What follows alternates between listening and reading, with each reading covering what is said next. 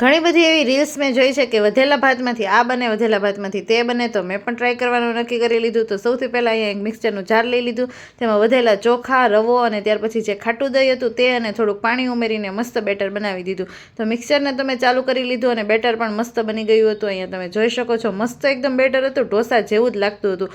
એક બાઉલમાં ત્યાર પછી મેં પાણી લીધું, તેલ લીધું અને કોટનનું કપડું અહીંયા ડીપ કરી લીધું અને ઢોસાની લોઢીને ગરમ કરી લીધું. અને જેવું બેટર પાથર્યું એવું મને ખ્યાલ આવ્યો કે લોઢી થોડીક વધારે ગરમ થઈ ગઈ હતી.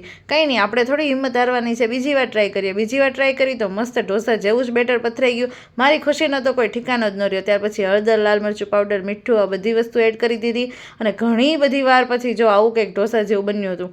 પછી મને એવું લાગ્યું કે નહીં, સરસ બન્યું છે, તો મેં કાંદા ટમેટા એડ કરીને, પનીર એડ કરીને ફરીથી એક ઢોસું નવું પાથરી લીધું અને એ પણ ખૂબ સરસ બન્યું હતું, પણ ખૂબ જ વાર લાગતી હતી. એટલે આવી મહેનત ક્યારેય ના કરાય એવું મેં વિચારી લીધું. ત્યાર પછી કાંદા ટમેટા જે કાપ્યા હતા એને બેટરમાં નાખીને આ રીતે ઝીણા ઝીણા ઉત્પમ બનાવી લીધા અને એને ચેક કરી લીધા. તો એ તો સરસ બન્યા હતા, ટેસ્ટમાં પણ એકદમ મસ્ત હતા. તો નીલના નાસ્તા માટે રેડી હતા. જય શ્રી કૃષ્ણ. તમે આવી મહેનત ક્યારેય ન કરતા.